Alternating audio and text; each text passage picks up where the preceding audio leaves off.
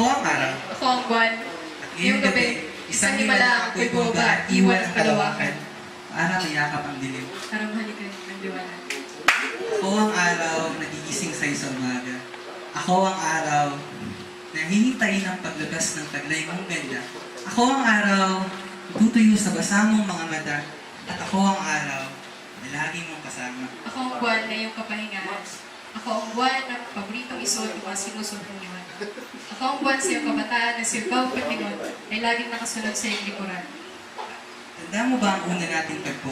Hingaya kitang gumawa ng dala. Ako naman yung erotic na tula.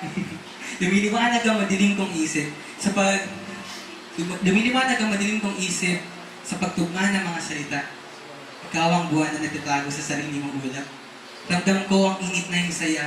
Sa likod ng mga sakit na nadarama ay ngiting walang palya. Pagkat ikaw yung araw ng umaabot, pinipilit mong pigilan ang luha upang makapagbigay ng magandang panahon. Hindi ko maalimpana yung mga nagdaan mong bagyo sapagkat araw-araw, ikaw ay bumabangon at sabay na pinahuuspo ang namumulaklak mong mga likha. Araw-araw, ibibigay ko sa iyo ang aking likha.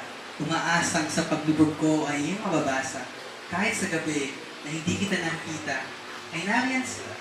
Papiling mo sa pagdating ng umaga. Gabi-gabi, kumot ko ang iyong mga tula. Na kahit madilim ang aking buong paligid ay nagpiliwanag ang iyong mga salita. Kahit sumpaman na hindi tayo pwedeng makita, sumpaman na hindi kita pwedeng matingnan sa mata, binubulong naman sa akin ng mga bitin ko, ang nasulat mong tala ay ang buong pangalan ko. Gabi-gabi, kinakausap ko ang tala para ituro sa akin ang daan patungo sa iyo. Araw-araw kinakausap ko ang mga ulap na sana'y huwag umulan dahil ayoko ang hindi ka makikita. Para sa kanila, ang mukhang liwayway ay masaya. Pero para sa akin, ito'y malungkot dahil lalabas ako ng mundo ng mag-isa. Para sa kanila, malungkot ang dapit hapon. Para sa akin ito ay masaya dahil ito ang muntikan natin ang pagkikita. Noon, paun-un kitang pinagdasal, tumingala at yumuko na sana ika'y bumaba at maging hulog ng langit dito sa pisip ko.